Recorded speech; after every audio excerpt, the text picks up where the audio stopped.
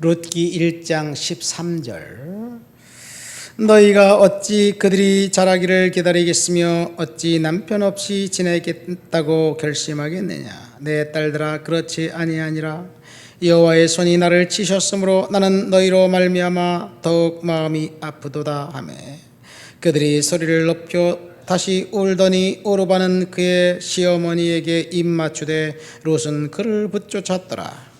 나오미가 또 이르되, 보라, 내 동서는 그의 백성과 그의 신들에게로 돌아가나니 너도 너의 동서를 따라 돌아가라 하니, 롯이 이르되, 내게 어머니를 떠나며 어머니를 따르지 말라고 돌아가라 강권하지 마옵소서.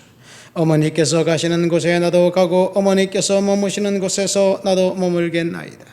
어머니의 백성이 나의 백성이 되고 어머니의 하나님이 나의 하나님이 되시리니, 어머니께서 죽으시는 곳에서 나도 죽어 거기 묻힐 것이라. 만일 내가 죽는 일 외에 어머니를 떠나면 어머니께서 내게, 여호와께서 내게 벌을 내리시고 더 내리시기를 원하나이다 하는지라. 나오미가 롯이 자기와 함께 가기로 굳게 결심함을 보고 그에게 말하기를 그치니라. 재난 뒤에 숨겨진 축복에 대한 이야기입니다. 롯의 배경은 사사시대입니다. 사사시대의 특징은 사람들이 각자 자기의 수견에 옳은 대로 행한 것에 있습니다. 양심의 명령에 따라 살던 시대였습니다. 양심이 요구하는 대로 그대로 살다 보면 양심이 민감하지 않고 무뎌져서 정말 인면수심과 같은 그런 양심이 돼버리지 않는가 생각됩니다. 오늘날 우리 시대의 특징과 비슷합니다. 심판도 없고 하나님도 없고 오직 욕구만 있고 오직 성취와 성공만 있는 시대, 사사시대의 특징입니다. 삶의 기준이 하나님의 말씀이 된다면 우리가 절제하면서 그렇게 살 수 있을 텐데, 삶의 기준이 자기 소견입니다. 어떤 사람은 삶의 기준이 돈이고 어떤 사람은 권력이고 어떤 사람은 쾌락일 수도 있습니다. 물론 어떤 사람은 하나님의 말씀에 따라 살기로 결단한 사람들도 있겠지요. 각자의 소견에 옳은 대로 살았던 시대는 도덕이 상실한 시대가 되어버렸습니다. 이 룻기 1장에 보면 엘리멜렉이라는 사람이 등장합니다. 그 사람은 여호와는 나의 왕이다 라는 이 이름의 뜻을 가진 사람입니다. 근데 그 사람이 소견에 따라서 결단을 합니다. 베들레헴에 흉년이 드니까 재산을 팔고 이제 모압 땅이 풍성하다는 소식을 듣고 모압 땅에 갑니다. 가서 산지 10년 만에 남편이 죽고 엘리멜렉이 죽고 두 아들이 죽습니다. 그 사이에 두 아들이 모압의 여성들과 결혼을 해서 성공적인 인생을 살아가는 것 같은데, 단 5절 만에 그 집의 남자 셋이 죽었다는 소식이 나레이터를 통해서 전해집니다. 그리고 과부 셋만 남습니다.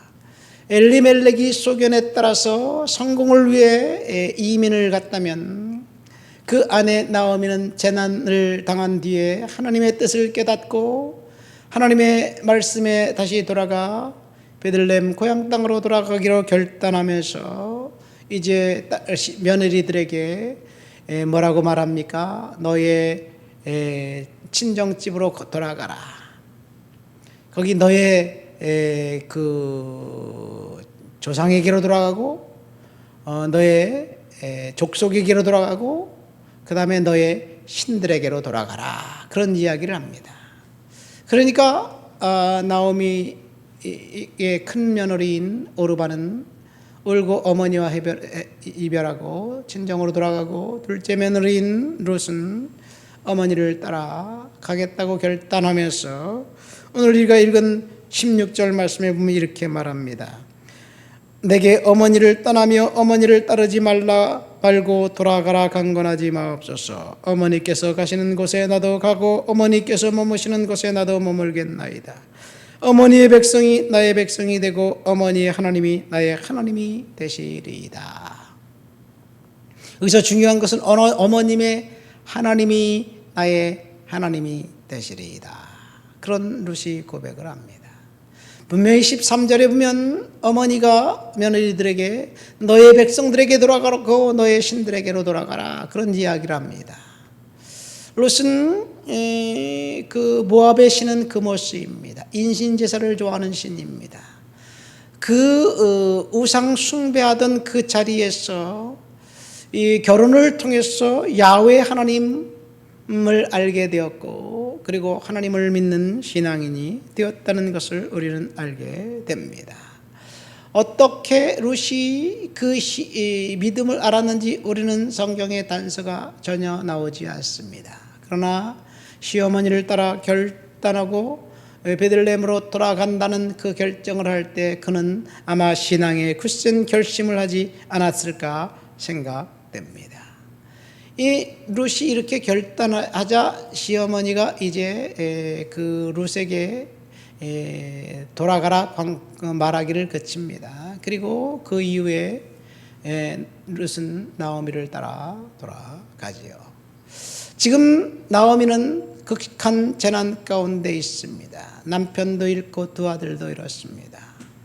아무것도 없습니다.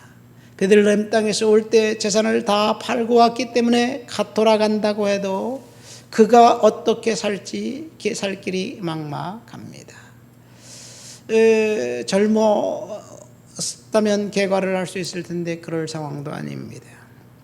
요즘처럼 산업이 발달한 시대였다면 가서 무슨 공장이라도 취직하고 어디 식당이라도 취직해서 알바를 하면서 일을 할 수 있을 텐데 그럴 가능성도 전혀 없습니다. 나오미가 베들레헴 땅으로 돌아가기로 결단한 것은 오직 한 가지 신앙적인 이유 때문입니다. 이 나오미는 사실 실학이라는 뜻의 이름을 갖고 있습니다. 실학이라는 뜻의, 기쁨이라는 뜻의 이름을 갖고 있었던 나오미, 즐거움, 행복, 나의 기쁨이라는 뜻입니다. 언제나 기쁨이 넘쳤던 그 여성, 모압 땅에 가서 산지 10년 만에 기쁨을 다 잃어버렸지만, 재난을 당해 모든 것을 다 잃어버렸지만, 그가 하나님께로 돌아오기로 결단했을 때 하나님이 그 여성을 통한 또 다른 계획을 갖고 있었고, 룻이 시어머니를 따라 가기로 결정했을 때 하나님이 또한 그녀를 통한 또 다른 계획을 갖고 있었다는 사실을 우리는 알게 됩니다. 그러나 눈에 보이는 것, 겉으로 보이는 것은 아무것도 없습니다. 그냥 재난 자체뿐입니다. 어쩌면 우리 인생이 그렇지 않은가 생각됩니다. 우리가 아무리 열심히 기도하고 있다 할지라도 바뀌지 않는 상황, 변화되지 않는 상황, 그런 상황 때문에 바뀌지 않고 변화되지 않는 것이 아니라 경기가 너무 안 좋아요, 힘들어요, 살기 힘들어요, 그런 소식이 들려옵니다. 근데 사실은 경기가 안 좋다는 말은 옛날부터 계속 그래 왔어요. 우리나라 경기가 그렇게 안 좋다고 사람들이 아우성치는데 우리나라는 이미 선진국에 들어와 버렸어요. 어쩌면 일본보다 더 잘 사는 나라가 되어 버렸어요. 하나님이 함께 하시기 때문에 그렇지 않을까 생각됩니다. 저와 여러분들의 인생이 하나님의 손에 달려 있습니다. 지금 나오미는 재난 속에서 허덕이고 헤매고 있습니다. 그때 나오미의 결정은 신앙적인 결단, 베들레헴으로 돌아가기로 결단한 그것 하나뿐입니다.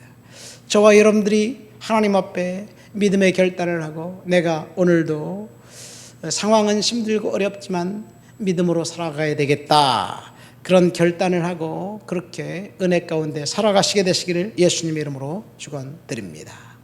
하나님 아버지 감사합니다.